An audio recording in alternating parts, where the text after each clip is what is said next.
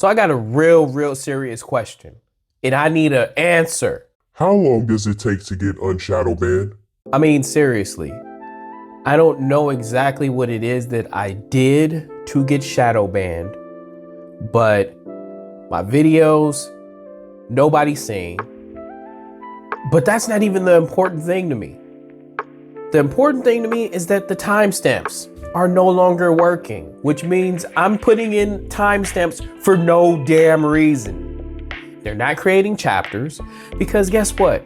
I understand that some people only want to look at certain stuff. So I guess until somehow it's resolved, I've reached out to YouTube. There is no answer. Like, it's been weeks, almost a month since the time codes are the timestamps no longer create chapters. And more or less, I'm not getting any views. Meaning this is not getting pushed out to anyone's notifications, nothing. So I don't know. YouTube, can you please help me? I seriously need an answer. Can you at least tell me what it is I did? I don't have any strikes on my channel. So what is it? Okay, I'm done. So anyway, it's Friday. I hope everyone had an amazing week.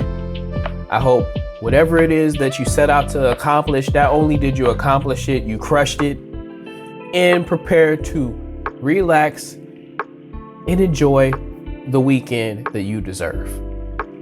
Today we are going to look at, honestly, for me, my idea of retiring, or my idea of the later golden years of my life, as they would call it. I would like to be somewhere where I have a vast amount of land. I would like to have a pond or a lake. Obviously, the name of the channel is Cali Beachin', and I've been living by the beach for a really long time of my life. So having something different, okay? Having something different is what I'm interested in. I know what this living by the beach and having the beach life, I know what that's about already. So I want something different, okay? So we're going to check out two extremely different properties. One in Lake Tahoe, the other in Connecticut. So we have two completely different sides, not only of the states, but also the architecture and design. So bear with me here as we go embark in a journey of what life will be like when we turn from Cali Beachin' to middle of nowhere lake or middle of nowhere pond. So yeah, let's check out these videos. If I'm not mistaken, both are provided by Architectural Digest. Again, Architectural Digest, if you are hiring, I would love to be a person who could contribute to the channel because I love everything that you guys do. I really do. I haven't watched a single video from AD that has not either been insightful, that has not been entertaining as well. Like, I haven't watched one video where I'm like, man, did I really sit here and waste 15-20 minutes of my time? No. I'm always sitting there like, man, I wish these videos were longer. That's how good you guys' videos are. I would love to possibly contribute one day, which is, you know, this is my resume. I'm trying to build a resume here. So when I do have a worthy resume, you guys know exactly where to find me. I love you, AD.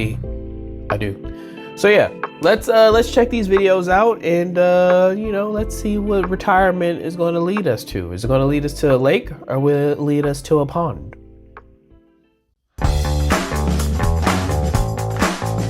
Whoa.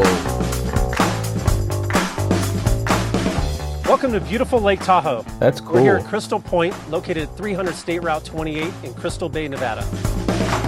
Custom built into the natural contour of the land, this 16,000 square foot lakefront compound features 8 beds, 10 baths, 13 fireplaces, lush gardens, a mountainside hot tub, movie theater, wine cellar, and a private beach house that can only be...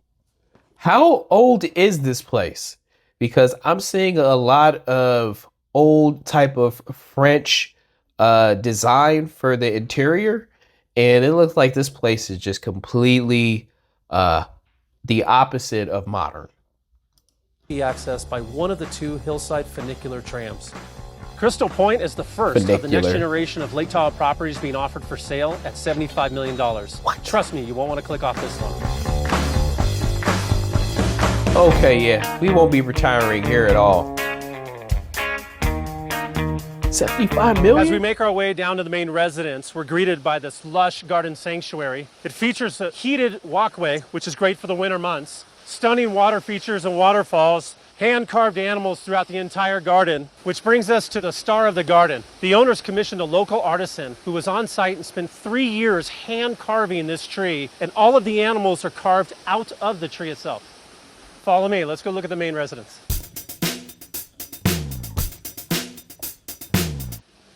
As we enter this spectacular home, we're greeted by massive views. With floor-to-ceiling windows throughout the entire home, there is no other lakefront property in Tahoe that will offer you expansive views like Crystal Point. Complete 180 4 large view. cedar columns do a great job of breaking up our entertaining areas in the main living area. And the incredible wood-vaulted ceilings give you that warm feeling like you're in a High Sierra Lodge. Every inch of the home is made up of absolutely incredible craftsmanship. For example, the railings throughout the main living area are made up of hundreds of willow branches that give it a free flow feeling as you walk throughout the house. But the focal point of this room, under the turret skylight, is the crystal of Crystal Point.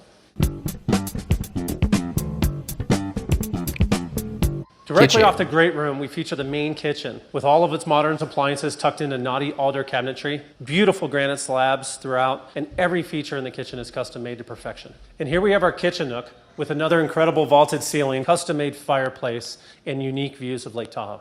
Right off the kitchen, we enter one of the home's many balconies where you can sit with your morning coffee and enjoy all that Tahoe has to offer.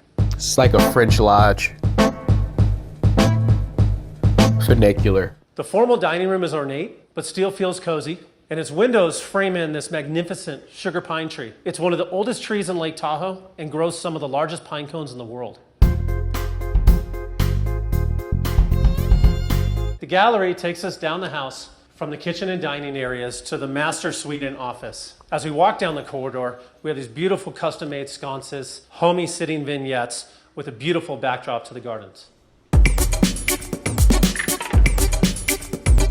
The master office is like something out of an old Hollywood movie, with leather inlaid doors matching the chairs throughout, and a Brazilian mahogany library that gives you that warm, rich feeling. And if you need a break, step away from your desk to yet another private deck that gives you direct access to the master suite.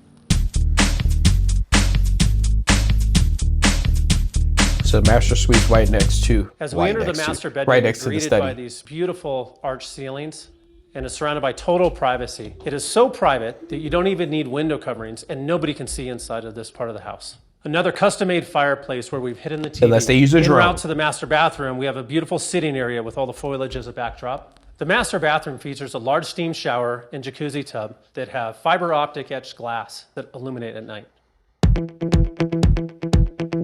It's nice.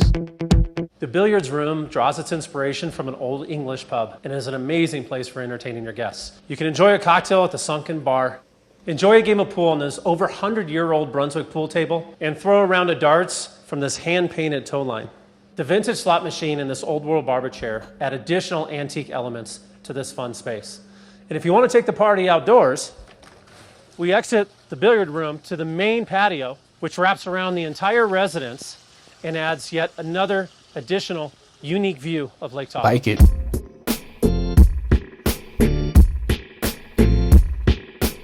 Just off the billiard room, we have another home office, our Crystal Point logo, and movie theater. Let's go take a look. So I take it back, this place has seen some updates for sure. Here we are in our movie theater. The walls of the theater are lined with Egyptian silk. The custom-made ceiling is on a spring system, both of which combine to give the best possible acoustics and sound while enjoying your 14-foot screen. One of the more unique features of this home theater is while you're enjoying your movie with the doors closed, if someone enters the outer door, it blinks the lights on to alert you of their presence. That's interrupting the movie. In addition to the How dare access from you. the main residence, the guest wing provides private entrance via the gardens, features a full kitchen, laundry facilities, and 4 ensuite bedrooms. Each of the rooms feature unique design and custom fixtures to complement their theme. Let's go take a look at my favorite. It's like a French lodge. This is one of the 2 master suites in the guest wing. This is my favorite, with a custom fireplace, vaulted ceilings, and a beautiful stone deck that overlooks Lake Tahoe. Who wouldn't want to be a guest in a place like this? Yes. Yes. As we enter the lower level of the home, we're surrounded by honed granite walls and an interior waterfall to give you that feeling as though you're entering a cave. At the bottom of the stairwell, we have the wine cellar.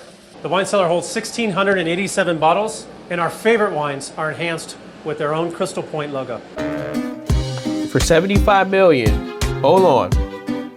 For 75 million, I need the wine to come with the house. Okay.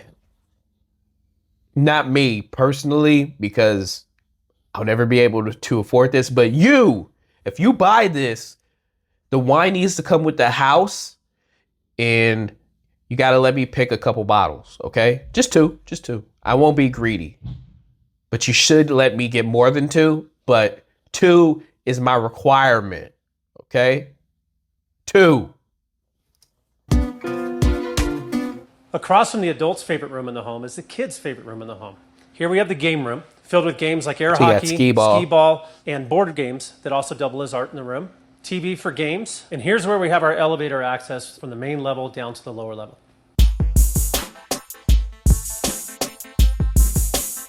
And right off the second level, we feature our hot tub, which is so private, it can barely even be seen from the main residence itself. It has expansive views over all of Lake Tahoe to come out in the evening time, grab a bottle of wine, under the stars, watch the moon rise, and glisten off the lake. It's nice. Funicular. I just like saying that word, We're funicular. here in one of our 2 hillside funicular trams on the way from the main residence down to our stunning beach house. The tram is operated by fiber optics, fully enclosed in glass. Even the tracks are heated for smooth operation in the winter months. As we pass by this beautiful landscape, it's important to know that it's here today because of a massive French drain system around the entire property that provides the natural runoff to the trees and plants below. To put it simply, they don't even know that the house is there. And if you're looking to get a little exercise, you can always take the stairs. No, thank you. Okay, maybe. That's a good workout. I take it back. Yes. If you think you like what you saw in the main residence, take a look at this incredible beach house. At 3,600 square feet, featuring 2 ensuite bedrooms, a powder bathroom that's covered in wall-to-wall birch bark, and an open flooring floor plan that allows for the absolute best in Lake Tahoe entertaining. The beach house features wall-to-wall retractable glass doors that give you that seamless indoor-outdoor Lake Tahoe So living. yeah, that's outdated. We also feature a large kitchen, beautiful bar, seating area, and the details don't stop there. We have a one-of-a-kind handcrafted dining table made up of a 2,400-year-old alligator juniper tree and fossils That's that have been amazing. integrated into the sandstone flooring. Let's take a step outside to our beachside deck. We're sitting here right above the shores of Lake Tahoe. This is an incredible place to gather with friends and family, enjoy a drink, afternoon cocktail, while sitting next to your water and fire. There's no beach. Is it a lake or is this like the ocean? Because there's no waves, so this is a lake. This is legit a lake. But he's calling it a beach house. This is a lake house. Okay? Lake house. I know it's semantics, but lake house. Feature that looks absolutely stunning at night. The beach house is where you access the 525 feet of shoreline at Crystal Point. Whether it's boating or sea doing off the 4 buoys that we have or taking a dip in the lake. Like, not only is this the ultimate party house, but this is truly those rocks are the not safe. Tahoe experience. You can't set up a towel on there and just hang out and get some sun, get your tan. Crystal Point in Lake Tahoe, Nevada. With 2 funiculars, a this mountainside place hot is tub, insane. 13 fireplaces, lush gardens, movie theater, wine cellar, and this incredible beach house. It's an epic lakefront masterpiece that can never be replicated. One of the most sought after tourist destinations can be yours for $75 million. Not gonna lie to you. 75 million. I'm not saying that the place is not worth it. Again, I don't know. Not even again. I don't know what the properties that are directly on the bluff would those properties go for. I don't know. So I'm not going to sit here and say that 75 million is a bit of a stretch. And I'm also not going to take the time to try to do comps because unless you guys want that kind of stuff, I'll do comps myself and give a actual price analysis. You know, maybe we'll do a series at some point when I'm now no longer shadow banned of, is it worth it? You know, and just give my honest opinion of houses and their prices. You know, maybe we'll do something. I don't know. Okay, I don't know. But 75 million, I just feel like, again, I've said it before, at 75 million, you have the entire world at that price point. At prices like that, you have the entire world at your fingertips in terms of a vacation home. Because I don't think that's not an ideal like permanent residence. You know, and they're like the winter months. It's not like you're on the mountain by, you know, a ski resort where you can get some skiing done. You're not by any of that. Like, this is literally just water.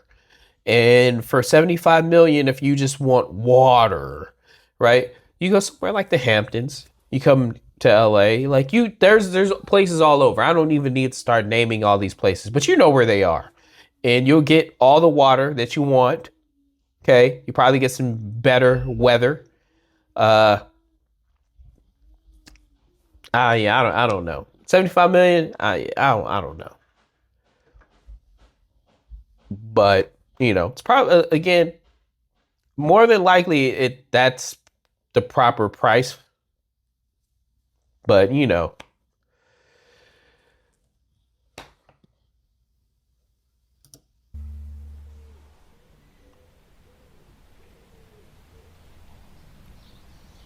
I love that silence. The silence is amazing. So I guess that's what the rest of this video is, just the peace of nature. Look at all those boats.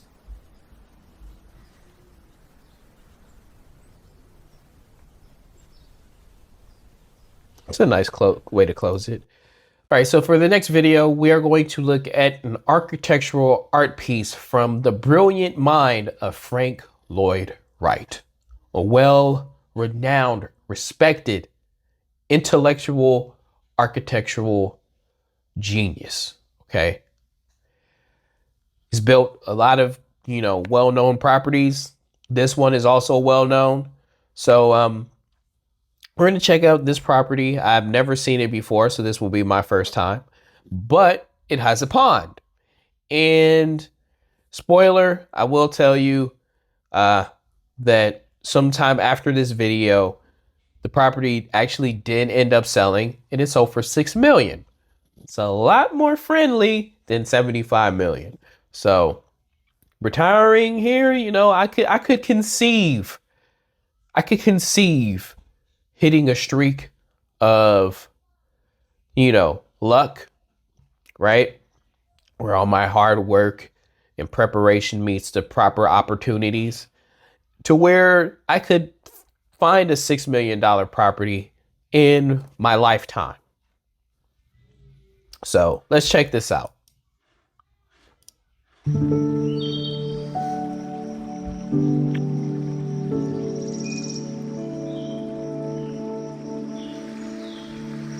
I love this already. One of my favorite quotes from Frank Lloyd Wright is this: nature is the only body of God we see. What he's saying is that nature has the sacred quality. It's something that we need to take care of, that we need to treat with respect and dignity. And because we're a part of nature, we also need to treat each other with respect and dignity. This connection that Wright is trying to build into his buildings with nature, in fact, make our lives better. Toronto was commissioned by John Rayward in 1955, and it's among the last of the houses that Frank Lloyd Wright built since he died in 1959. While Toronto was being built, Wright was in New York City working on his largest commission, the Guggenheim Museum. During that time, Wright fled his suite in the Plaza Hotel and came up here to Connecticut because he enjoyed this house's connection with nature.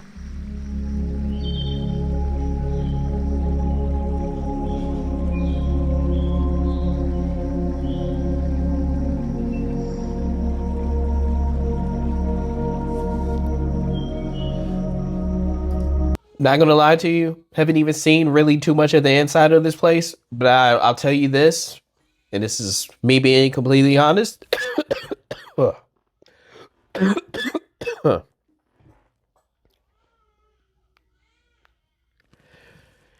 This place is already much better than the Lake Tahoe extravagant compound, mansion, whatever you want to describe that Lake Tahoe house is with the additional lake guest house. This is better. Okay. For me, this is what I envision in terms of nature and peace and tranquility that you would love to have when there's pretty much nothing else to do but ride into the sunset.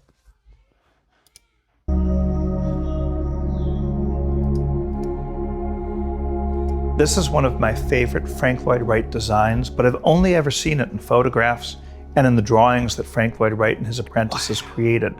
When I walked into the space, it really made my heart race a little bit because it's this beautiful intersection of this sweeping curve of the solar hemicycle and this rectilinear design. I don't think I've seen that in any other Frank Lloyd Wright property in the same way. And it's this beautiful expression of material in one of the most breathtaking settings of all of Frank Lloyd Wright's buildings.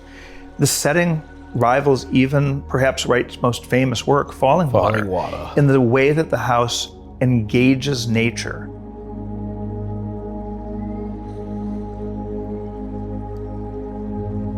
The curve in this house is what Wright called a solar hemicycle. What that means is that the curve follows the movement of the sun through the day. So the curve out here faces east. That means it's gathering the morning light. And as the sun moves through the sky, the light in the room continuously spreads and expands, illuminating the space not only with that natural light, but with the warmth of the sun. It's even an early form of sustainable design because the sun is being used to heat the space, especially in winter. Wright loved materials, the integrity of materials, the intrinsic character of materials, and bringing that out was something that was a central part of his organic architecture. Even humble material like this concrete block, Wright left it exposed not only to show what the house was built from, but also to show how the concrete itself was made. But he does something unusual with it. The horizontal joints between concrete block units are deeply raked. You see that horizontality expressed because that horizontality is the relationship with the earth itself. The vertical joints are raised a little bit so that they're flush with the concrete masonry unit. Those two things together underscore this horizontality and the relationship of building, people, and the land itself. He juxtaposes this material with this really warm, wonderful Philippine mahogany. And when you put these two things together, sort of the coolness of the block and the warmth of the wood, and once again, we get a bit of an emotional experience just by the juxtaposition of materials themselves. And if you imagine a walk through the woods, you don't just see one thing. You see different kinds of trees, shrubs, and bushes, and other plants. Nature does not like a monoculture. That actually doesn't really work very well. Wright is replicating that experience on interiors by creating these juxtapositions of material. We also see here in the corner, in a more rectilinear part of what's otherwise a curved design, we see this space that is a bit cave-like. Wright would call this a compression space with a lower ceiling, a little bit more darkness.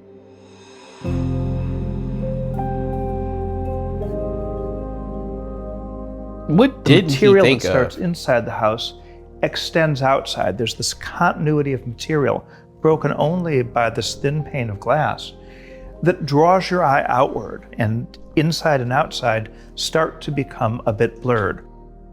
One of the things that Frank Lloyd Wright did was to design all of his buildings on a grid system. He would establish a grid to create a scale, similar to a musical staff, really, a scale for every part of the design. In this case, we can see that grid very clearly expressed on the floor, but that grid is also replicated in the panels in the ceiling, and even in the size of these upper clear-story windows on the curved surface of the building. So he had By OCD. creating that framework, he once again creates this unified method or this unified system for ensuring that every aspect of the property It's perfect. would be structured according to the grid. That's The crazy. floor is a characteristic color for Frank Lloyd Wright's design. Beautiful subdued shade of red. Wright used many reds throughout his career, many different shades, but he loved it because it was a color not only found in nature, but it's a color that really defined us. Of course, it's the color of our blood, so it gives us life. This is the primary suite. Today, it's used as an office. It's a small space, and there's a reason for that. Wright wanted to connect people with other people, even within a family, and so he creates these designs to push you outwards. The concrete block of the wall lines up in an exterior planter so that there's nature within the walls of the building, even though it's outside. And you also encounter the pool. You'd start your day with this connection with water. And that's important in this house because the name Tirana was selected by Wright to signify the relationship of this house to the Norriton River, right outside the window here. And that swimming pool really floats out over a pond that he's created by damming that river, and then you have the river itself. So there's always this connection with running water, Tirana being an Aboriginal word for running water. You have this beautiful mitered glass window. The post that you would normally expect to find in the corner is gone. Instead, it's a glass upon glass conjunction there, which allows you this uninterrupted view of nature. Wright can do this because of the structural techniques that he uses, where he doesn't need a post in the corner of the house to hold up the roof here. Instead, he's using cantilevers, a technique that he's really well known for, to support the roof and other parts of the structure. One of the things that you see throughout this house is Frank Lloyd Wright's use of built-ins, whether it's shelving, cabinetry, even furniture. This is a very common element of Frank Lloyd Wright's properties. He loves the shelves for a couple of different reasons. First off, he can control where art's being placed, so it doesn't start disrupting the view of nature. But it also is something that Wright uses to create a sense of continuity. You'll notice how narrow this hallway is. There's a reason for that. We don't spend time in hallways, and Wright doesn't want you to spend time in this hallway. As you emerge from the bedrooms that line this space, he really wants you to move out, but head directly to that living space, that big open floor plan that's connected with that primary view that's setting above the river and into the forest. The other bedrooms of the house are also small, but they don't have the same visual connection to nature, though there's still a beautiful view of trees. They're small and dark. As we said, Wright's trying to move you out of this personal space where you're coming to sleep and into that primary open floor plan. We not only have more built-ins, but we have beautiful, simple chairs.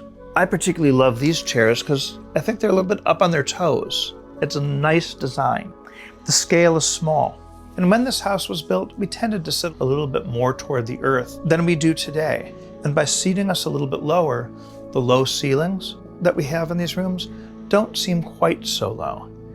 The space opens up They're still as low. we sit down.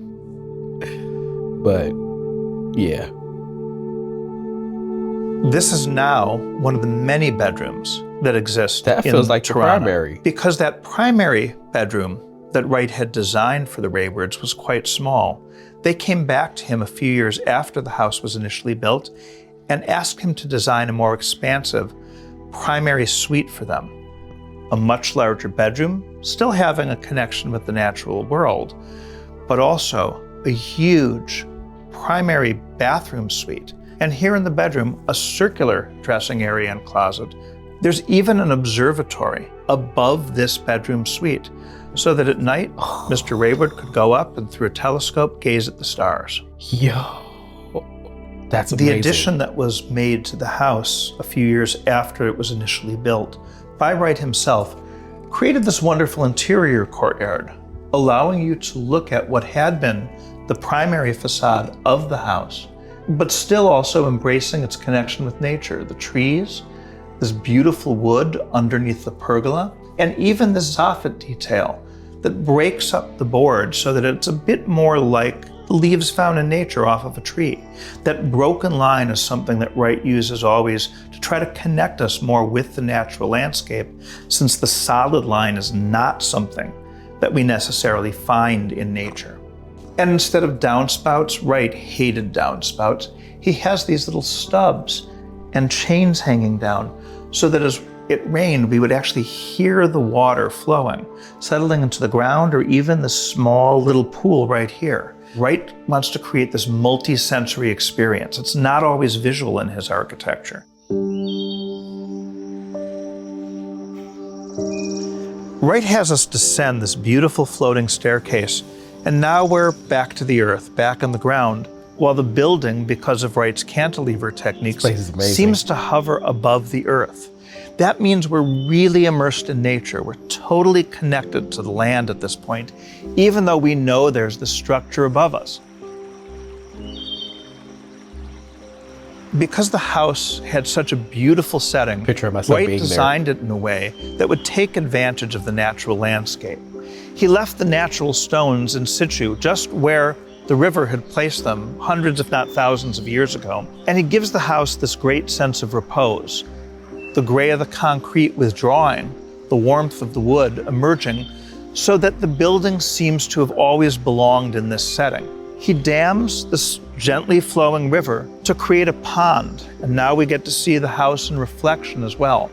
This is a technique that we often see in the Japanese gardens that inspired Wright, and indeed the Raywards hired an expert in Japanese garden design to create the landscape for them. He believed that a building should grace the landscape, that the building should feel as if it emerged naturally from the ground. And I really think it does that here. Yeah, feng shui is amazing. Well thought out, well designed. Smart on the Waywards to want the expansion and addition of the property and still it be completely Frank's design and Frank's lead on the building. So it's complete, it's amazing. When I first encountered Wright's work as an 8-year-old boy, it was the space and the light that got me all excited because I'd never seen anything like it. Today, the space and the light still excites me because I now understand why that gives us the feeling that it does, why we feel different in a Frank Lloyd Wright house. And that's because he uses space and light to create this sense of intimacy with the world around us. It concerns me that there's so much bland architecture, it's just functional, when what we could do and what we should do is take that inspiration from Frank Lloyd Wright to give their clients a gracious way to live as part of the world around them, connected with everybody and everything that will make their lives better.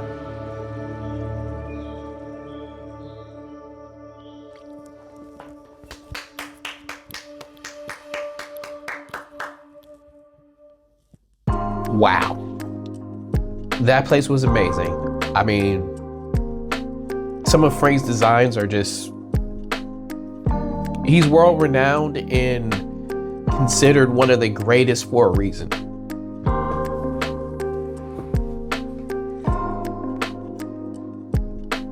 Wow. That's the best way I can describe Toronto. That place was amazing. There's a reason why Frank Lloyd Wright is considered to be one of the greatest of our times in the world of architecture. I mean, even his modest homes, the homes that are just not these landmarks, even those are amazing. So, completely blown away. I've never seen that property before. That place is amazing. I don't have anything to say. But let's get down to the nitty gritty, okay? Like I mentioned, seeing myself retiring, I would love to have a property where I could just get away from pretty much everything and just have the peace and tranquility of nature. And both of these places did offer that idea. You seen the closeout from the Lake Tahoe house where it was just the silence and all you could hear is the birds chirping and the water not doing anything because it's a lake, not a beach. Okay, you're not hearing any waves. You just hear that peace. And because there's no waves, you don't have to worry about crazy waves crashing into your house. Also, if you do decide to swim in the lake, right, it's a very peaceful water. So I really like both of the ideas, of having a house basically in the woods that has a pond running from a river. I didn't think that. I thought it was just going to be a pond, right? But running from a river, which means there's fresh water running to that pond. I love that. And just being outside. I feel more in tune mentally when I meditated for a second. I feel more in tune with that house, Frank's house, than a lake house. But let's talk about the good and the bad. So obviously we know all the good things between both of these places. Let's talk about the bad. Okay. As far as the place in Lake Tahoe, the biggest drawback in my mental capacity, because it's not like I could be able to afford any of that without hitting the lotto or getting a really, really, really cool rich friend who just is like, hey, brother, I got some shares of this business, you can buy them. And I mean, they're winners, bro. Right? That's kind of like insider trading. That's kind of bad, but maybe not insider trading. Maybe something else. Maybe someone donates me their shares. That's better. For a nominal fee that is lower than what the shares are worth. Because we're friends. But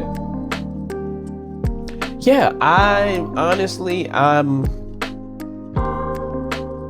just not there with the fact that, again, 75 million. At 75 million, there's so much more places you could go. Considering that you don't have your own private place to ski. I mean, you're on a bluff, which is just rocks. It's rocks. So that guest lake house, I mean, it just operates where you could get your boat or your jet ski, stuff like that. You might build a little tire swing to swing into the water, but there's nothing about that that's like, man, that's the most amazing thing, right, in the world. It's not. Don't get me wrong, the house is great. I'm a big fan of French design, and I like a lot of what I've seen with the design. I just can't comprehend 75 million, okay?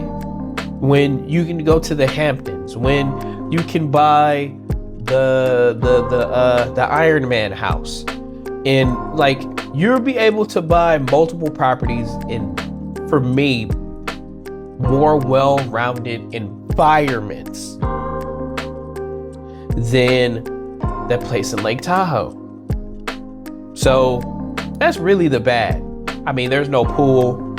You got a funicular, funicular is cool. That's super cool. But you have no pool. You have a one-off with a hot tub, and that hot tub is more or less really meant for an intimate engagement than it is anything else. You're not gonna put your entire family in that hot tub.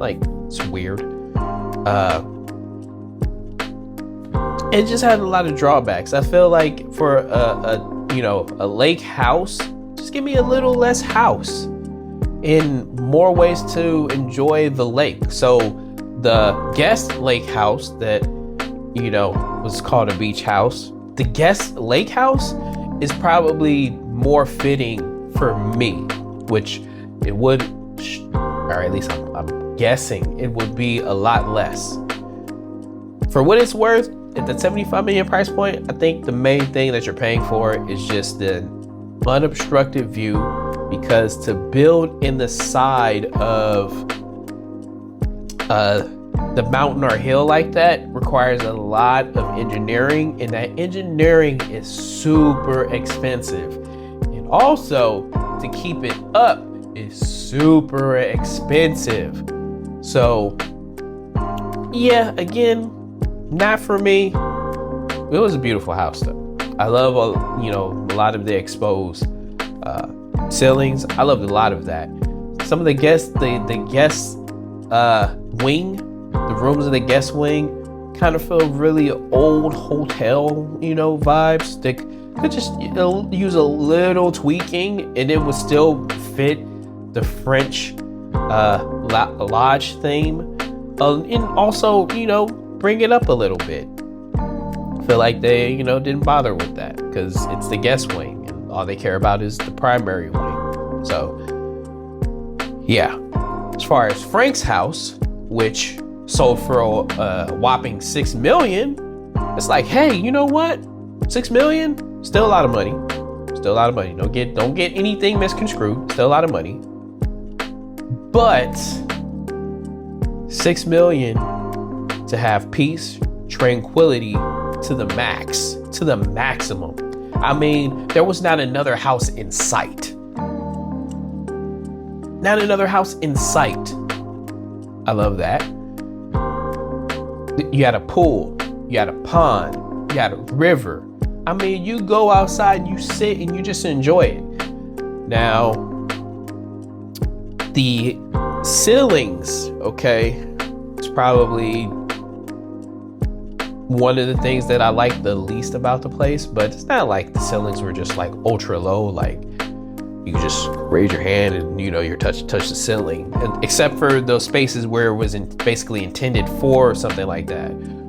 But man, I'm sitting here and thinking to myself, even though that primary, well, what used to be the primary is now like an office, I'm looking at that and I'm like, man, I could just sit there, catch up on whatever, work, because even when you retire, for a business person, you're never going to actually retire where you do absolutely nothing, because you lose that sense of not necessarily purpose, but the things that you enjoyed that got you to where you could retire, you no longer get to do if you just full on retire.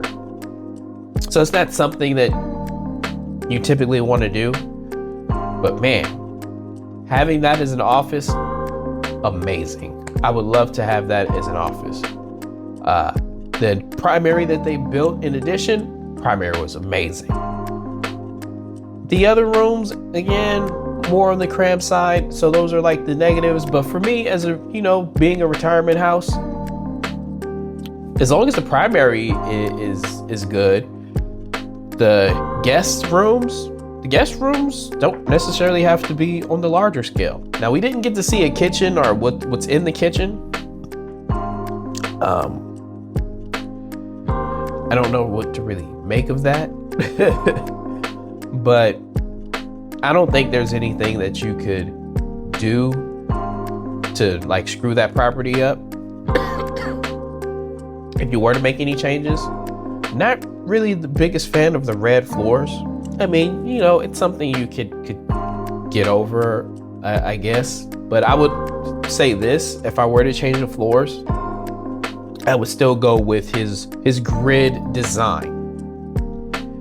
That way the house stays the way that it was intended when he did it. So, other than that, there's not really a whole lot of bad with that house, to be honest with you. Other than the fact that, yes, it's in Connecticut, it'll be rainy and all this other stuff. I mean, I mean, you look at it like that and like, sure. But what else do you expect when you want to live basically in anywhere that's not California? You're going to get rain. You're going to get rain. I mean, hell, even here in California, you get rain. You get lots of rain in the Bay. You may not get it so much here in SoCal, except for maybe about a 2-month period where we might get rain for all of 2 weeks combined. I mean, other than that, everywhere, it's going to rain everywhere. So yeah, I will say this. After looking at, I guess you could say both extremes, because these are both extreme versions of what you could actually buy. You know, with as far as like a lake house, like you'll be able to find a lake house for $1 million, $1.5 million. Okay, you'll be able to find a house with a pond in the middle of nowhere for $1 million, $1.5 million, and it will be spectacular. It will be a large house. Both of them will have large houses, give you pools, give you hot tubs, give you all of that. So these are two extremes. But after looking at the idea, I definitely want the pond house. If I can get it by a river, that's perfect. If not, that's fine. But give me the middle of nowhere house and surround me with trees and plants, and we'll have a landscape architect bring us in the Japanese style of feng shui. Man, the only thing that would be missing from that design in that house style is a damn panda eating bamboo. Okay, so 2 amazing houses. I think we're done here. Please unshadow ban me, YouTube. Please. So yeah, anyway, let's head into the weekend. Hope you guys enjoy it. Got some more work to do. Kind of got backed up because of some life changes, but you know, life happens. But I will get back on the horse, okay? I'll get back on the horse and we'll get some stuff done, and I'm excited for whatever the future holds. I'm just excited to be excited about being excited, okay? No damn reason. Anyway, I love you guys. Hope you enjoy the rest of your evening. Have a great weekend. I'll see you guys on Sunday. Peace.